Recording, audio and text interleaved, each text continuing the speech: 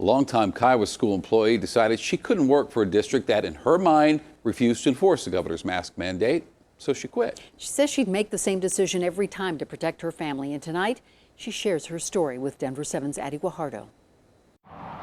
In-person classes are back in session at Elbert County School District C-2, most commonly known as Kiowa Schools. I love what I do. Mary Freitas is an instructional coach at the schools, but says the risk at hand this year is out of her control. There are individuals who are either not wearing a mask or they're wearing them improperly. But she reached her breaking point when school board members used her classroom for public meetings. None of the board members were wearing masks. I did send them a letter telling them that it made me feel very uncomfortable. I didn't feel safe in my work environment, and that I am trying to care for my son who has asthma. Scott Mader, the district superintendent, acknowledged the incidents. She's correct. In the following meeting, Mary says nearly everyone wore masks. Except for one, which was Mr. McKnight. That really made me feel like I was working in an environment that maybe wasn't the safest for me and my family. The school district policy requires employees to wear masks in confined areas with students or adults, and goes on to say that employees will be encouraged to wear protective masks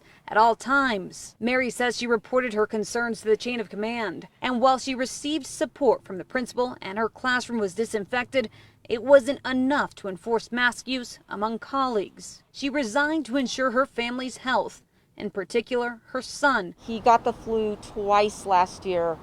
I'm just so afraid that it's so easy for him to catch anything. Mader says he doesn't call the shots at school board meetings, but has offered recommendations. There's two things we can do. We can say, please go get a mask on, or we will shut down the meeting. We won't have the meeting.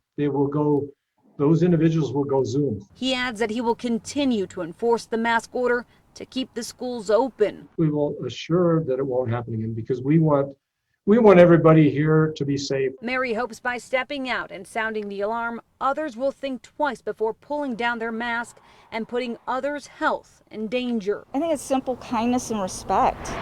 Addie Guajardo, Denver 7.